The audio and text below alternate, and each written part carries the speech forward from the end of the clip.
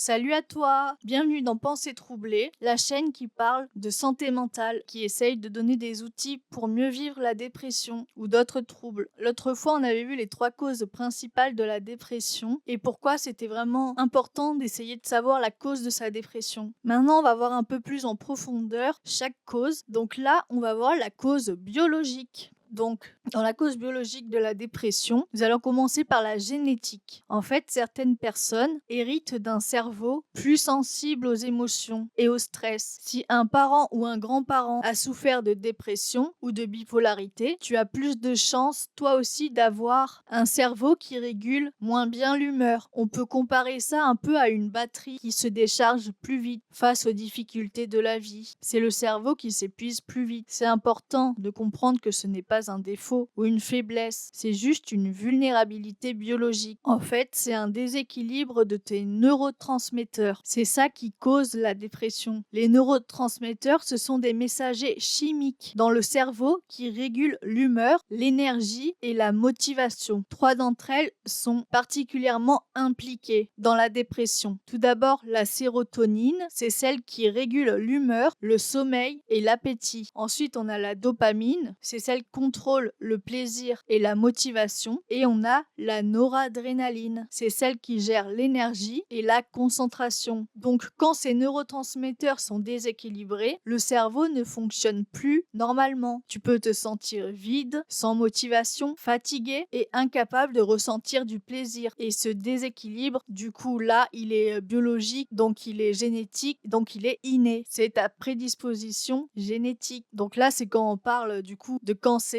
inné, de quand c'est interne. Après, évidemment, quand la dépression est causée par des causes externes, eh ben, c'est ces neurotransmetteurs qui vont être déséquilibrés, mais à cause d'un événement extérieur. En tout cas, dans les 2 cas, ce n'est jamais un problème de volonté. Du coup, quand on a ces prédispositions et cette vulnérabilité biologique, ça dépend du degré de tout ça, mais du coup, c'est pour ça qu'on a des maladies et des troubles qui sont biologiques et qui influencent directement l'humeur, comme la bipolarité, qui est l'alternance de phases de dépression et de manie ou hypomanie, qui est liée justement à un dérèglement biologique du cerveau. Ensuite, on a la dysthymie, qui est une dépression chronique moins intense, mais prolongée. Et on a la cyclothymie, qui est une variation légère de l'humeur, mais en continu. Donc voilà, c'est quelques exemples. À cela, il peut s'ajouter certaines carences ou maladies physiques, comme les vitamines D, la B12 aussi, ou l'hypothyroïdie. Elles peuvent influencer directement le fonctionnement du cerveau. Ces troubles montrent que la dépression peut être vraiment biologique et pas liée à un événement de la vie ou un défaut de caractère. Et on revient au fait de pourquoi comprendre la cause, ça aide, et surtout pourquoi c'est utile de comprendre que ta cause, elle est biologique, et surtout pourquoi c'est utile de connaître la cause biologique de ta dépression. En premier, c'est pour cibler le bon traitement, les bons médicaments, si c'est des antidépresseurs, des régulateurs d'humeur que tu dois prendre, quel suivi médical tu dois avoir. Du coup, là, c'est plutôt avec un psychiatre. Et surtout, avec quelle thérapie tu dois combiner tout ça. Ça sert aussi à ne pas se culpabiliser, parce qu'au moins, ça te fait comprendre que ce n'est pas un manque de volonté, que c'est juste ton cerveau qui est câblé comme ça. Et en troisième, ça sert à prévenir les crises futures, parce que savoir comment tu fonctionnes et savoir comment ton cerveau réagit, ça te permet d'agir plus tôt, de t'accepter, de te comprendre et d'identifier des choses pour t'améliorer ou éviter des crises. Mais évidemment, même si la dépression, elle est biologique, elle interagit assez souvent avec l'environnement et la façon dont on pense. Donc comprendre cette cause est un premier pas vers la guérison. Mais n'oublie pas que ça se mélange aussi un peu avec le reste. Si tu as une prédisposition, tu vas aussi peut-être être dans des environnements plus toxiques, en fait, où tu vas avoir une manière de penser